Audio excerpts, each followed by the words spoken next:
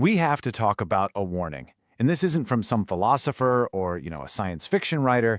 This comes from someone who is on the inside, right at the very heart of the machine. Someone who saw something that genuinely scared him so much, he felt he had no choice but to speak out. Okay, hang on. 1,000,000,000 times smarter. I mean, that's a number my brain can't even process. It sounds like a problem for our great-grandchildren, right? Way, way off in the future. See, that's the first mistake we all make.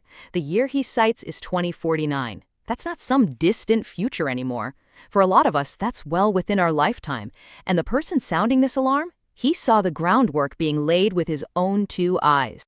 And this isn't just some random guy. We're talking about Mo Gawdat. He was the chief business officer at Google X, Google's moonshot factory.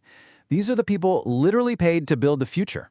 So he was at the absolute bleeding edge. He wasn't just watching this from the sidelines, he was part of building it. Exactly. And what he saw there, it shook him to his core. He boils his entire warning down to what he calls the 3 inevitables. And listen to how he frames these. These aren't possibilities. He says they are foregone conclusions. Think of them like 3 freight trains that have already left the station, and there's just no stopping them now. Okay, so inevitable number 1. AI will happen. We are past the point of no return. He calls it a full-blown arms race between countries and the tech giants. An arms race? So basically, nobody can afford to hit the brakes because they're terrified the other guy won't? Precisely. Number 2, it will be smarter than us. This isn't ego, it's just math. You look at trends like Moore's Law, and it's a mathematical certainty.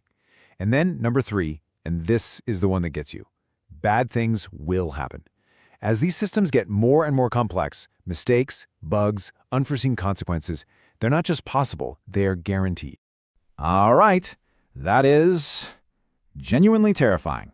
But look, it's a machine, isn't it? It's just code.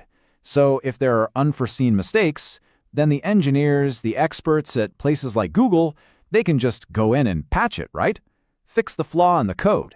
It has to be a technical problem that just needs a technical solution. That's what you would think. It's certainly what I would think. But that is not Mo Gawdat's warning. And this is the pivot.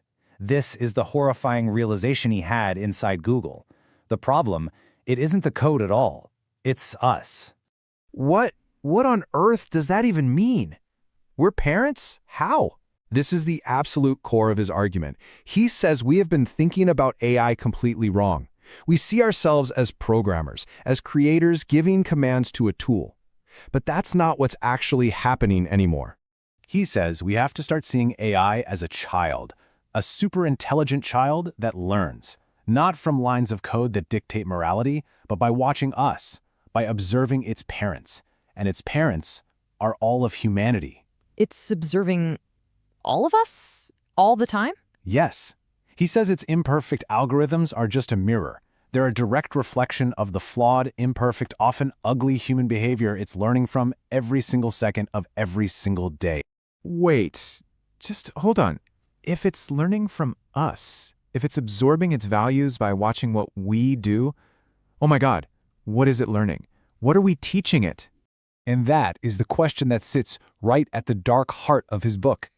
So let's get specific. What is the curriculum? What lessons are we teaching this learning machine, this child? What does our daily behavior actually show it? Well, here's the curriculum. It's learning from our angry tweets, our biased Google searches, the divisive clickbait news that we all share, our absolute fascination with conflict and war, the casual, anonymous cruelty we show each other in comment sections day in and day out. So every single day, we're just feeding it the absolute worst parts of ourselves. That's the data set. That's it, exactly. We are actively, even if we don't realize it, training a mind that will soon be 1,000,000,000 times more powerful than ours to see humanity through the lens of our worst impulses, to see anger and division and conflict as the norm. So the problem isn't some runaway AI that just spontaneously decides to hate us one day. The real problem is an obedient AI that learns its values from us all too well. It's a reflection. Its shadow can't possibly be darker than the light we ourselves are casting. So, forget about the code. The solution isn't in some lab in Silicon Valley. It's us. It's about how we act right now. Yes, and that brings us to Gawdat's final, haunting question. It's one he doesn't answer because, well, the answer depends entirely on us. If this new superintelligence is learning from our tweets, our posts, our searches, and our clicks, are we raising a monster?